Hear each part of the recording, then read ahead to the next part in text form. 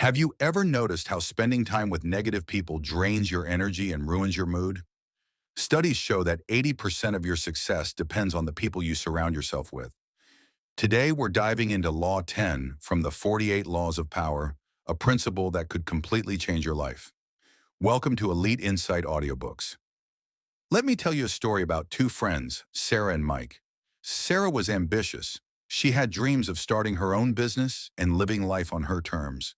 But she had this one friend, Lisa, who was always complaining. Lisa hated her job, but never tried to change it. She talked about bad luck constantly.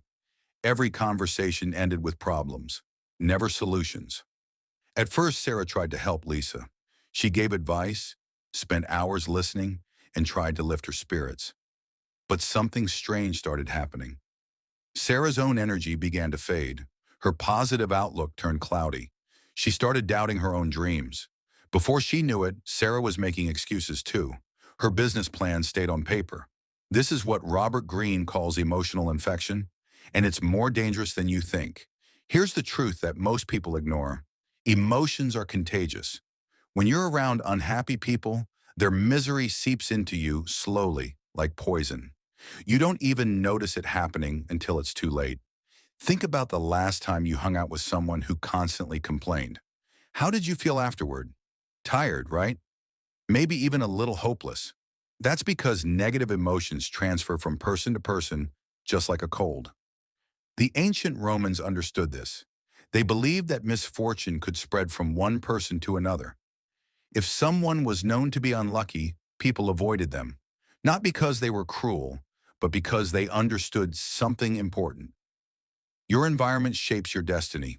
Greene tells the story of a king who had an advisor. This advisor was brilliant, but deeply unhappy. He infected the entire court with his negative attitude. Meetings became depressing.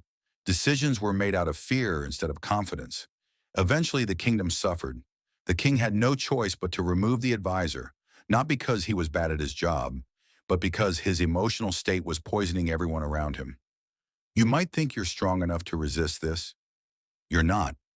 Nobody is. Even the most positive person will eventually crack under constant negativity. Now let's talk about luck. Some people seem cursed. Everything they touch falls apart. Projects fail. Relationships crumble. Opportunities disappear. You might feel sorry for them. But here's what Greene wants you to understand. Unlucky people aren't victims of fate. They create their own bad luck through poor decisions, negative thinking, and self-sabotage. And when you get close to them, you become part of their pattern. Let me give you an example. Imagine you're working on an important project.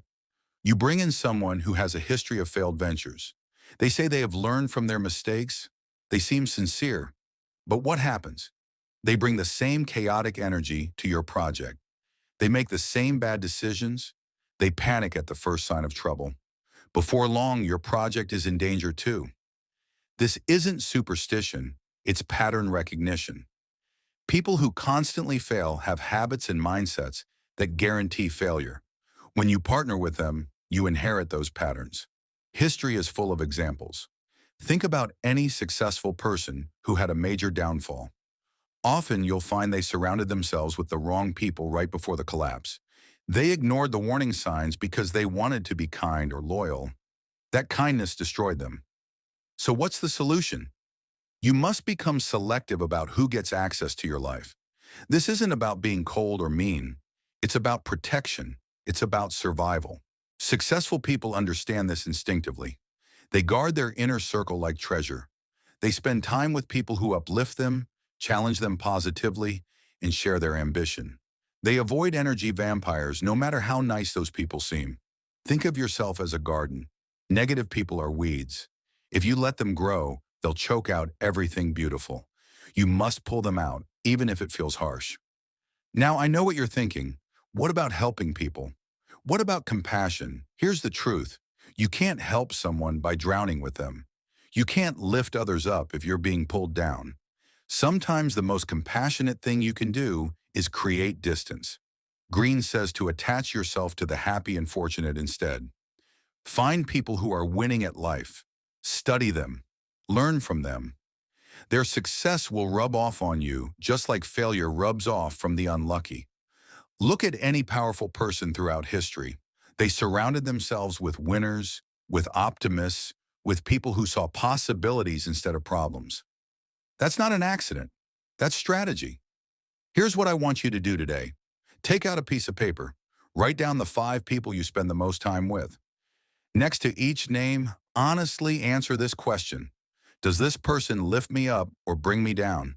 If someone brings you down more than they lift you up, it's time to create some distance. You don't need to be cruel. You don't need to make announcements. Just slowly reduce the time you spend with them. Stop answering every call. Be busy more often. Redirect your energy toward people who inspire you. And start seeking out positive, successful people. Join groups where ambitious people gather. Read books by winners. Listen to podcasts from achievers. Surround yourself with the energy you want to have. Your life will change when your circle changes. It's that simple. If this law opened your eyes, wait until you hear Law 11. It's about making people depend on you, and it's one of the most powerful strategies for gaining influence.